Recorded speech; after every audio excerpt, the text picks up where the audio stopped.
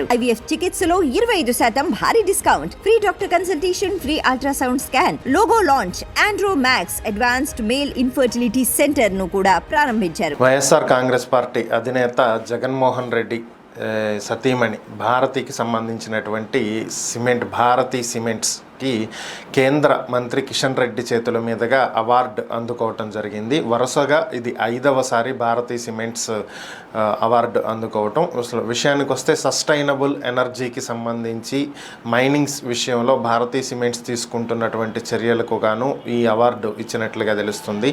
నిన్ననే కేంద్ర మంత్రి కిషన్ రెడ్డి ఆయన చేతుల మీదుగా భారతీ సిమెంట్స్ సీఈఓకి ఈ అవార్డు అందించడం జరిగింది.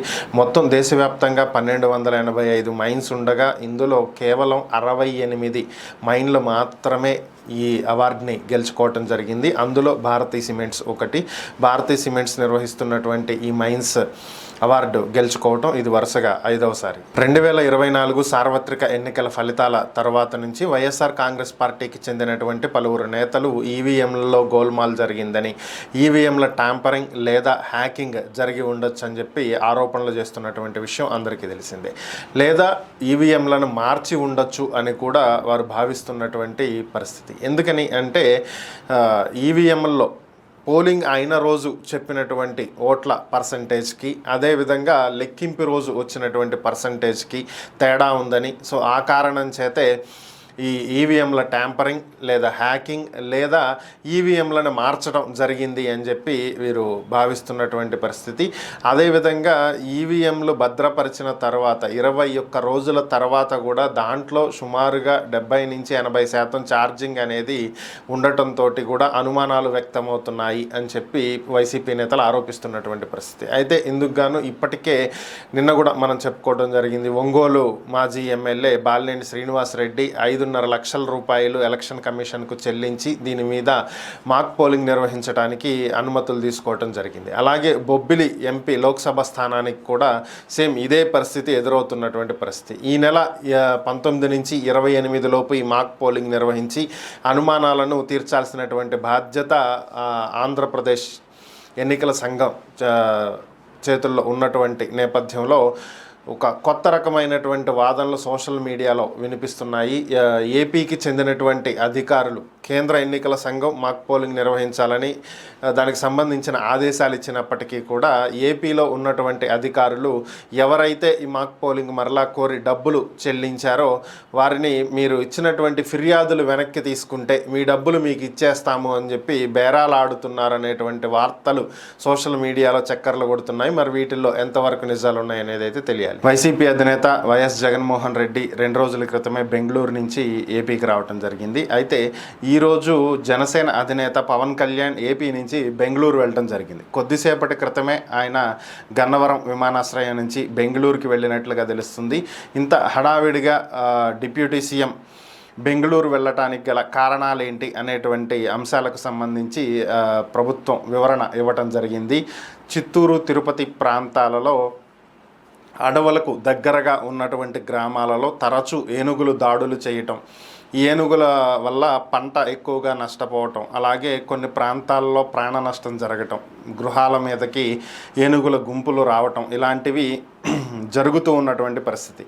ప్రస్తుతం అటవీ పర్యావరణ శాఖ మంత్రిగా కూడా పవన్ కళ్యాణ్ బాధ్యతలు నిర్వర్తిస్తున్నటువంటి నేపథ్యంలో ఈ ఏనుగులను గ్రామాల్లోకి రాకుండా, పంటల మీద దాడులు చేయకుండా అడవిలో నుంచి బయటకు వచ్చినటువంటి ఏనుగులను తిరిగి అడవిలోకి పంపించాలి అంటే కుంకి ఏనుగులు అనేవి కీలక పాత్ర పోషిస్తాయి. వీటిని తీసుకువచ్చి ఇక్కడ ఈ ఏనుగులను అడవిలోకి పంపించేటువంటి ప్రయత్నాలు చేస్తూ ఉంటారు. అయితే ఈ కుంకి ఏనుగులు కర్ణాటకలోనే ఉన్నట్లుగా తెలుస్తుంది. సో అందుకని ఆ కర్ణాటక వెళ్ళి అక్కడ అటవీ శాఖతో మాట్లాడి వారి దగ్గర ఉన్నటువంటి కుంకి ఏనుగులను కొన్నింటిని ఏపీకి తరలించి ఇక్కడ ప్రజలకు సమస్య కాకుండా చూడటానికి వారితో మాట్లాడేందుకే పవన్ కళ్యాణ్ అక్కడికి వెళ్ళారు అని చెప్పి ప్రభుత్వం వివరణ ఇవ్వడం జరిగింది. టీడీపీ సీనియర్ నేత కెంబూరి రామ్మోహన్ రావు కొద్దిసేపటి క్రితమే కన్నుమూసిన విషయం తెలిసింది. ఇప్పుడే ప్రకటన విడుదల చేయడం జరిగింది. ఈయన 1985లో చీపురుపల్లి నియోజకవర్గం నుంచి టీడీపీ తరపున పోటీ చేసి విజయం సాధించడం జరిగింది. ఆ తర్వాత 1989లో బొబ్బిలి లోక్సభ నియోజకవర్గం నుంచి ఎంపీగా ఎన్నికయ్యారు. ఆయన గత కొద్ది కాలంగా ప్రత్యక్ష రాజకీయాలకు దూరంగా ఉంటూ వస్తున్నటువంటి పరిస్థితి. కొద్ది రోజుల క్రితమే ఆయన అనారోగ్యం పాలవటం, ప్రస్తుతం చికిత్స పొందుతూ ఈరోజు తుదిశ్వాస విడిచినట్లుగా తెలుస్తుంది. దీనికి టీడీపీ శ్రేణులు సంతాపం తెలియజేస్తున్నటువంటి పరిస్థితి.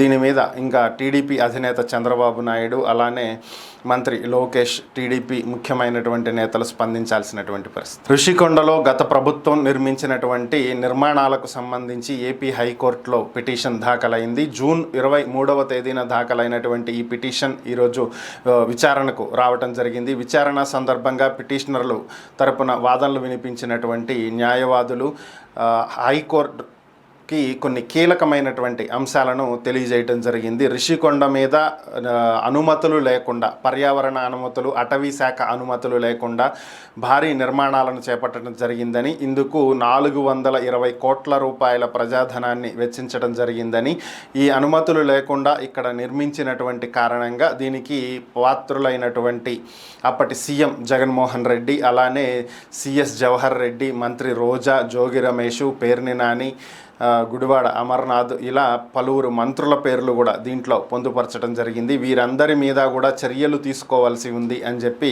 వారు విజ్ఞప్తి చేయటం జరిగింది. అలాగే ఈ పిటిషన్ వేసినటువంటి వ్యక్తి ఎవరు అనేది చూసినట్లయితే రైట్ టు ఇన్ఫర్మేషన్ యాక్ట్ ఉంది కదా, సమాచార హక్కు చట్టానికి సంబంధించినటువంటి జాతీయ అధ్యక్షుడు గంగాధర్ ఈ పిటిషన్ని దాఖలు చేయటం జరిగింది. సమాచార హక్కు చట్టం ద్వారా దీనికి సంబంధించినటువంటి వివరాలు తెప్పించడం జరిగిందని, ప్రజాధనాన్ని దుర్వినియోగం చేశారని, వీరి మీద చర్యలు తీసుకోవాలని చెప్పి ఆయన కోర్టుని ఆశ్రయించడం జరిగింది. దీన్ని విచారించినటువంటి న్యాయస్థానం ఈ కేసుని ఈ నెల 21వ తేదీకి వాయిదా వేయటం జరిగింది. ఈరోజు టీడీపీ పొలిట్ బ్యూరో సమావేశం నిర్వహించనుంది. ఈ కారణం చేత ఈరోజు సీఎం చంద్రబాబు నాయుడు ఉదయం 11 గంటలకు టీడీపీ కేంద్ర కార్యాలయానికి వెళ్ళనున్నట్లుగా తెలుస్తుంది. అయితే సాధారణంగా ప్రతిరోజు ఇక్కడ ప్రజా దర్బార్ కార్యక్రమం నిర్వహిస్తున్నారు.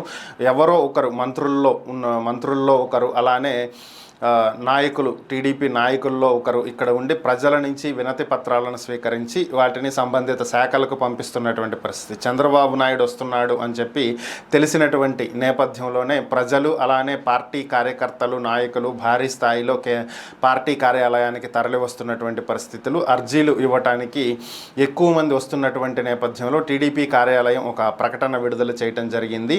ప్రభుత్వం ఏర్పడిన తర్వాత జరుగుతున్నటువంటి మొట్టమొదటి పోలిట్ బ్యూరో సమావేశం అయినటువంటి నేపథ్యంలో ప్రస్తుతం ఈరోజు చంద్రబాబు నాయుడు ప్రజల వద్ద నుంచి వినతులు స్వీకరించడానికి సమయం సరిపోకపోవచ్చని, కాబట్టి ప్రజలు ఈ విషయాన్ని దృష్టిలో ఉంచుకొని బాధపడకుండా వారు అర్జీలను స్థానికంగా ఉన్నటువంటి నాయకులకు ఇచ్చి వెళ్ళాలని, చంద్రబాబు గారికే నేరుగా ఇవ్వాలనేటువంటి ప్రయత్నం చేయవద్దని, శనివారం ఆయన ప్రజలకు అందుబాటులో ఉండి అందరి అర్జీలను స్వీకరిస్తారని, దీన్ని గమనించాలి అని చెప్పి పార్టీ కార్యాలయం ఒక ప్రకటన విడుదల చేయడం జరిగింది. నిన్న చేనేతలకు సంబంధించి కార్యక్రమంలో పాల్గొన్నటువంటి చంద్రబాబు నాయుడు ముందుగా చీరాలలో జాతీయ చేనేత దినోత్సవంలో పాల్గొనాలని చెప్పి భావించినప్పటికీ వాతావరణం అనుకూలించినటువంటి నేపథ్యంలో ఆయన పర్యటన రద్దయింది.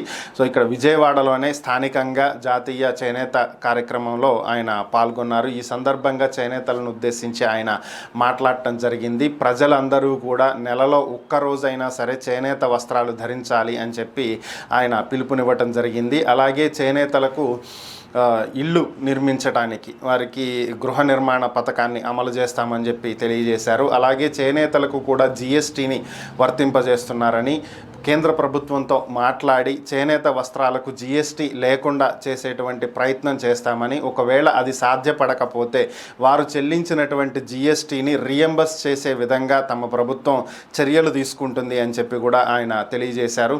ఇంట్లోనే మగ్గాలు నిర్మించుకోవటానికి, మగ్గం ఏర్పాటు చేసుకోవటానికి ప్రభుత్వం చేయూతనిస్తుందని, సబ్సిడీ అందిస్తుందని, ఒకవేళ ఆ విధంగా స్థలం లేనట్లయితే ఇంట్లోనే సొంతంగా మగ్గం ఏర్పాటు చేసుకోవటానికి స్థలం లేకపోతే ఊర్లలో ఒక 40 నుంచి 50 మగ్గాలు ఒకే చోట ఏర్పాటు చేసేటువంటి విధంగా ఒక 5 ఎకరాల్లో స్థలం తీసుకుని ప్రభుత్వమే స్థలాన్ని సేకరించి సామూహిక మగ్గాలను అక్కడ ఏర్పాటు చేయడం జరుగుతుందని, అక్కడకు వచ్చి ఆ మగ్గాలను వినియోగించుకోవచ్చని, ఈ విధంగా దీనికి సంబంధించినటువంటి ఏర్పాట్లు చేస్తామని చెప్పి చేనేతలకు సంస్థలకు హామీ ఇవ్వడంతో పాటు అక్కడే ఉన్నటువంటి అధికారులకు ఆదేశాలు కూడా ఇవ్వడం జరిగింది. విశాఖలోని స్థాయి సంఘం ఎన్నికలు నిన్న జరిగాయి. అయితే మొత్తం 10 స్థానాలు ఉంటే దీంట్లో బలాబలాలు చూసుకున్నట్లయితే దాదాపుగా అటు కూటమికి కావచ్చు, ఇటు వైసీపీకి కావచ్చు దగ్గరగా ఉన్నాయి. ఎందుకంటే వాస్తవానికి వైసీపీకే కొంత ఎక్కువ బలం ఉంది. కానీ ఎన్నికల అనంతరం కొంతమంది వైసీపీ కార్పొరేటర్లు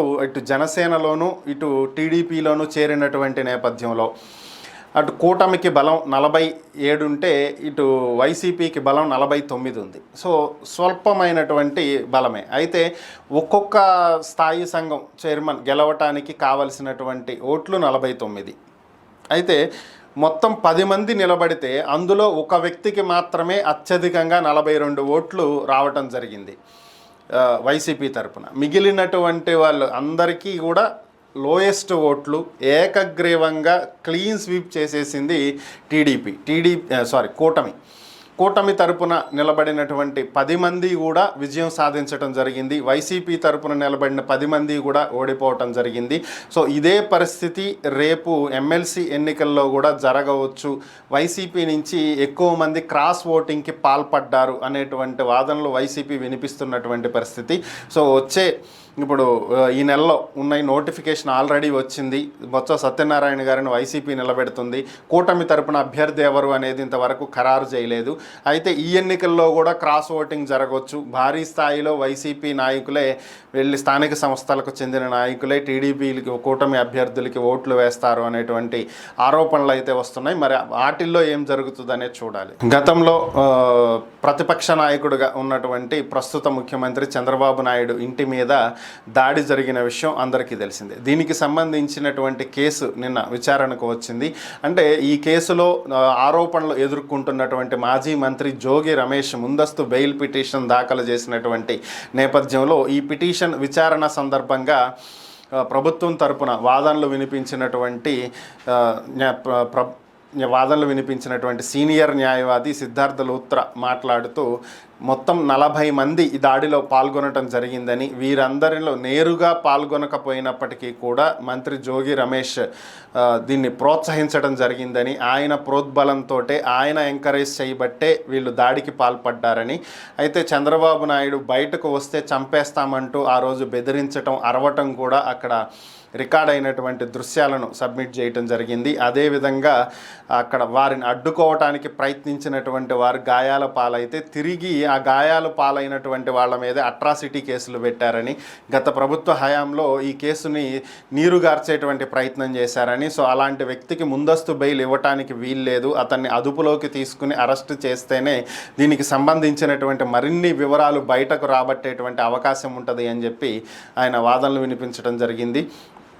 ఇక జోగి రమేష్ తరపున వాదనలు వినిపించినటువంటి న్యాయవాదులు ఆయనకు బెయిల్ మంజూరు చేయాలని, కావాలనే రాజకీయ కక్షతోటి కుట్రతోటి ఆయన్ని కేసులో ఇరికిస్తున్నారని చెప్పి వాదనలు వినిపించారు. ఇరువురి వాదనలు విన్నటువంటి న్యాయస్థానం ఈ కేసుని ఈ నెల 13వ తేదీకి వాయిదా వేసింది. నిన్న ఒలింపిక్స్లో జరిగినటువంటి ఘటన దేశం మొత్తం కూడా ఒక్కసారి షాక్కి గురైనటువంటి పరిస్థితి అందరికీ తెలిసిందే. ఉమెన్ రెజ్లింగ్లో ఫైనల్కు చేరినటువంటి వినేష్ పొగాట్ భారత్ తరపున ఆమె పథకం గెలుస్తుంది అని చెప్పి అందరూ భావించారు.